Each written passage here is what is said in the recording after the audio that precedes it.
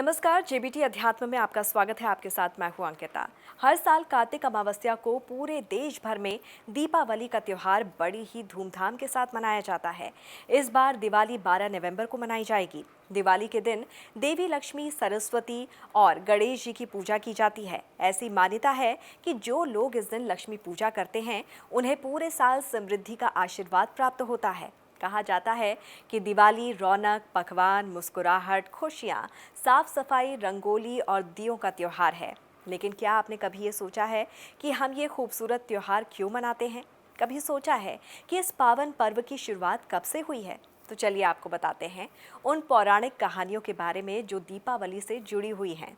दरअसल रामायण में कहा गया है कि भगवान श्री राम जब लंका के राजा रावण का वध कर पत्नी सीता और भाई लक्ष्मण के साथ अयोध्या वापस लौटे थे, तो उस दिन पूरी अयोध्या नगरी दीपों से जगमगा रही थी। भगवान राम के 14 वर्षों के वनवास के बाद अयोध्या आने पर दीपावली मनाई गई थी। कहा जाता है कि उस दिन हर नगर, हर गांव में दीपक जलाए गए थे। तब से दीपावली का ये पर्व अंधकार पर विजय का पर्व बन गया और हर वर्ष इसे मनाया जाने लगा।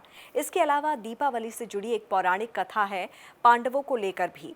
दरअसल पांडवों को भी वनवास झेलना पड़ा था। इसके बाद जब पांडव घर लौटे तो इसी खुशी में पूरी नगरी को जगमग किया गया और तभी से दिवाली की शुरुआत हुई।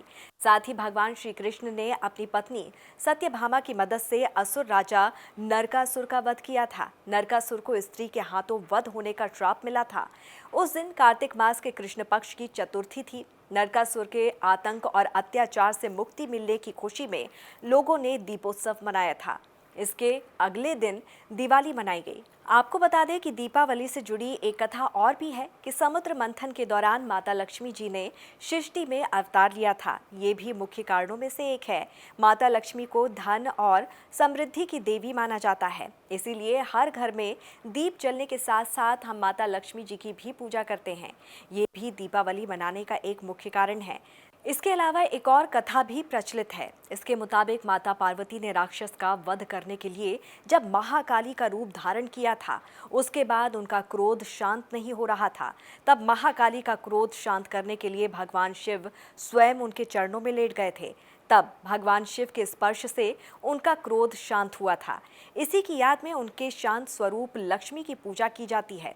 इसी रात उनके रौद्र रूप काली की पूजा भी की जाती है। तो ये वो पौराणिक कथाएं हैं जिसकी वजह से दीपावली मनाई जाती है। नमस्कार।